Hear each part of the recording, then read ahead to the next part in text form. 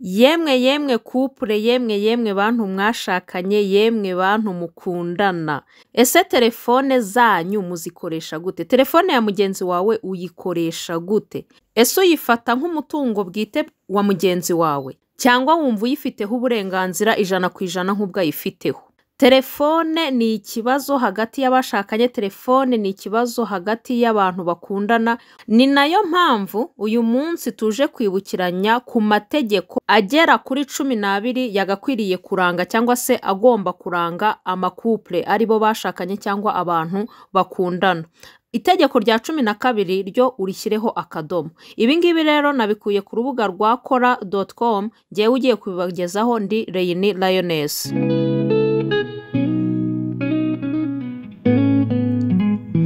Ramba kandi ugire amahoro ukurikiranye Lioness 250 Lioness 25. Nongeye kuza kuri wa mwanya wacu dufataho kwibukiranya ku mitekerereze, ku myitwarire, ku myumvire, ku migirire yacu ya buri munsi, tugamije gukosora cyangwa no kunonosora ibyo tudakora neza kugira ngo ubuzima bwacu dukomeze kuburinda bube ubuzima buzira umuze ndetse bugamije iterambere rirambye.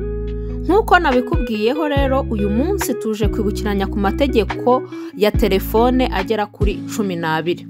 Itegeko rya mbere baratubwira bati reka umuco wo gushyira telefone yawe muri bucece cyangwa se kuyizimya igihe uri kumwe n'uwo mukundana cyangwa se uwo mwashakanye. Impamvu y'ibi ngibi nuko iyo ukunda gushyira telefone yawe muri silence cyangwa se muri bucece bishobora kumutera urwikekwe cyangwa se agatekereza ko impamvu utayishyiramo ni ukugira ngo hatagira uguhamagara ngo abibone cyangwa se amumenye. Ibyo bishobora gutuma atekereza ko hari abo uri kumuhisha mushobora kuba mwavugana inyuma y'umugongo we. Itegeko rya kabiri riragira riti kuri nimero y'uwo ukunda cyangwa se uwo mwashakanye andikaho utuzina twiza nka baby, umukunzi, mukundwa, honey, my love, mbese utuzina twiza atari ukugenda ngo ushyireho ya mazina ngo mensiye kanaka cyangwa se Mr kanaka cyangwa se ngo mama kanaka. Hari abantu benshi usanga banashyiraho amazina yabo ya nyayo akazishyiraho izina ry'umugore we cyangwa ry'umugabo we rya nyaryo risanzwe. Ibyo ntago ari byiza. Niba ufite umuntu mukundana cyangwa se uwo mwashakanye ugomba kumushyiraho akazina keza, kuko niyo abibonye ko wamwanditseho akazina keza nawe biramunezeza, yumva kwishimiye, yumva ari byiza, bimunejereje mu buzima bwe, bigakomeza no kubaka umubano wanyu ndetse n'urukundo rwanyu. Itegeko rya gatatu riravuga riti mu gihe witabye umukunzi cyangwa umufasha wawe ndetse na cyagihe umuhamagaye, gerageza ukoreshe amagambo aryoshye, ukoreshe imvugo y'urukundo, ureke gukoresha ya magambo akarishye, amagambo akangana, mbese woroshye n'ijwi ryawe nk'umuntu witabye umuntu ukunda. Niba umufashe ushobora kwitaba uti hi love, ushobora kumubwira uti karame mukunzi, ushobora kumubwira ati hello sweetheart, mbese utugambo twiza. Kandi niba ugiye no kumusezeraho musoje kuvugana ukamubwira uti wenda bye love, ndagutekereza, ndagukunda, mbese amagambo meza niyo abakwiriye kukuranga mu gihe uri kuvugana n'umukunzi wawe. Ntukamusezere nk'umuntu utazi cyangwa nk'umuntu muziranye biri aho ngaho. Ugomba gukoresha amagambo meza. Itegeko rya kane riravuga riti nta kibazo kuganira n'inshuti, za nshuti muziranye, bamwe mwiganye, bamwe mukorana cyangwa se n'abandi, ariko ntukabikore kurenza uko uganira n'umukunzi cyangwa se n'umufasha wawe. Hari abantu bajya baba bicaye nko mu rugo wenda nk'abashakanye, ugasanga kugira ngo yicare aganire n'umukunzi we cyangwa uwo bashakanye babana mu rugo, yibereye kuri chat ari kuganira n'izindi nshuti ziwe, cyangwa se no mu gihe cyo gucatinga batari kumwe yaba no kumuhamagara ugasanga ahamagara abandi kurenza umufasha we cyangwa uwo bakundana. Ibyo bintu ntago ari byiza. Telefone ntacyo ibiri kugufasha mu rukundo rwawe, ahubwo ibiri kurwangiza. Itegeko rya gatanu baratubwira bati niba muri guteretana cyangwa mwagiye ahantu mwasohotse mwagiye kuganira nk'abantu bakundana, shyira kure telefone yawe. Ibi bigufasha kugira ngo telefone itaza kubabangamira mu gihe muri kuganira, mugeze mu biganiro byiza, nta kirogoya mushobora kugira. Ariko telefone niba wayishyize hafi yawe, ushobora kubona nka SMS iraje, ubutumwa bugufi, cyangwa se ukabona nk'umuntu araguhamagaye kumva kujyanye mu by'akazi. Icyo gihe gihe ya date mwagiyeho kwa kuganira mwagiyeho rwa rukundo mwagiye kubaka ntago rushobora gukomeza ku muvuduko cyangwa se ku rugero byari biriho kubera ko hagati yanyu hajemo kirogoya kandi itewe n'iki na telefone. Nubwo umuntu yayirebaho wenda agiye kuyikupa bari bamuhamagaye, icyo gihe hari akantu kaba kajemo kandi katari keza. Umwanya wanyu wo kuganira ni uwanyu, nta mpamvu yo kugira ngo mushyiremo hagati telefone ize kuza kubangamira ibiganiro byanyu.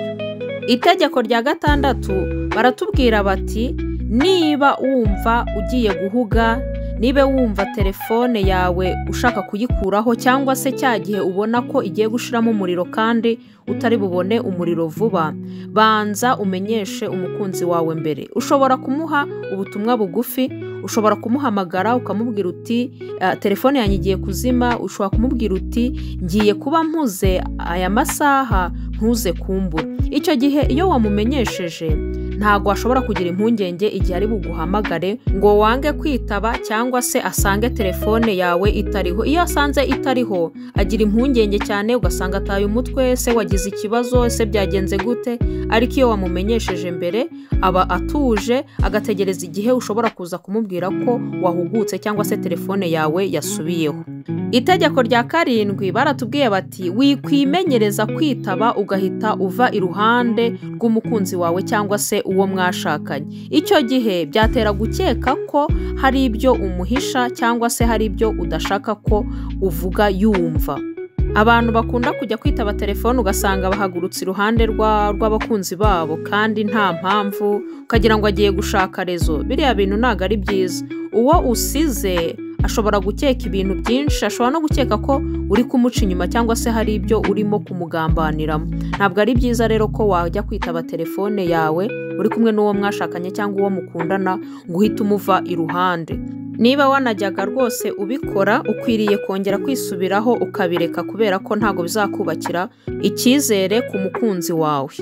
Itegeko rya 8 baratubwira bati mu gihe byihutirwa cyane ukaba utari kumufatisha kuri telefone cyangwa se akaba atari kwitaba, wimuhamagara inshuro nyinshi cyane, kuko kumuhamagara inshuro nyinshi cyane ntago ari byo bizatuma yitaba.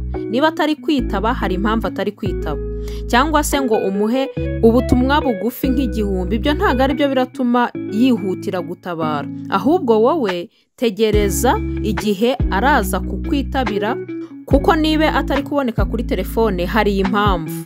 Ibyo bizakurinda kuba stress cyane cyangwa se guta umutwe cyane, maze bitume ukemura ikibazo wenda uri kumushakira utuje, kandi nawe igihe azabonekera uruhare rwe azarutanga, unamenye impamvu yatumye ataboneka kuri telefone igihe yarakenewe cyane.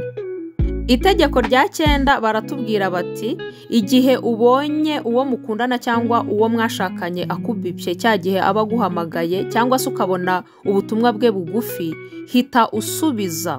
Buriya umuntu mukundana ntekereza ko ari we muntu wa mbere uba ukwiriye kugira ngo witabe kuri telefone cyangwa se ubutumwa bwe bugufi ubwumve, wumve icyo ashaka kukubwira. Niwe uba agukeneye kandi niwe uba ugomba kwitaba mbere na mbere.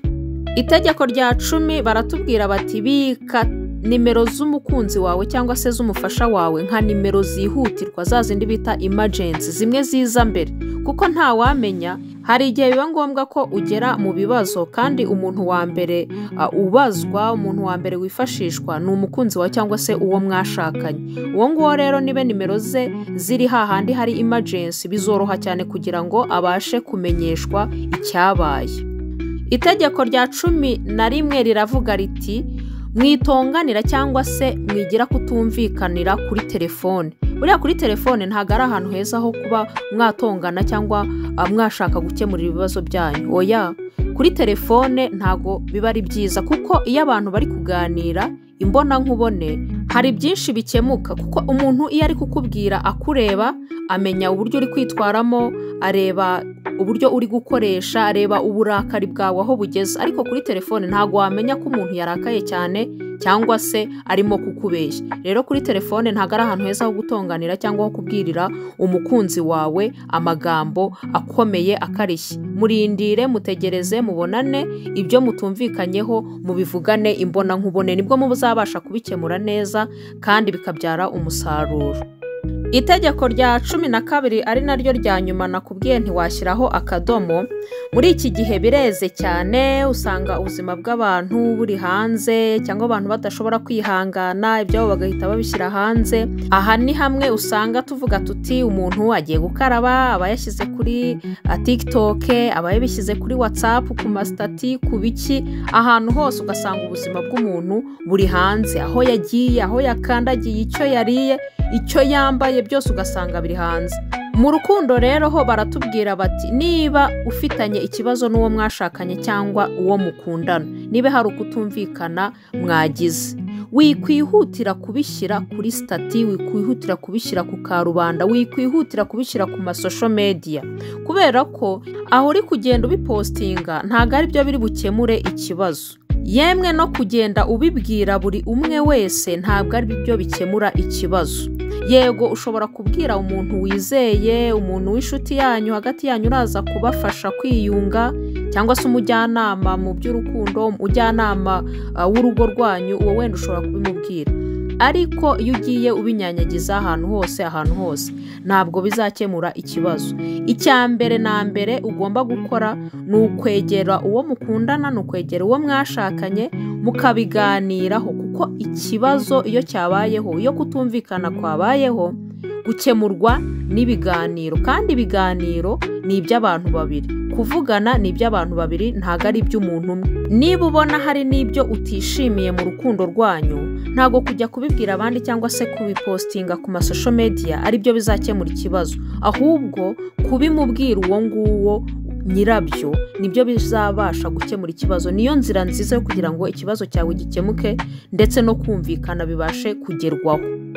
Nibyo nakwibutsagaho uyu munsi. Niba wumva hari icyo wungutse usangize abandi ibi twibukiranijeho. Ikindi niba ari ubwa mbere ndakomeza kukubwira nti ukore subscribe, nkwibutsa ko subscribe ikorwa rimwe. Ikindi washyiramo comment ukatubwira natwe icyo twakibukiranyaho, kandi ntiwibagirwe no gukanda kuri like.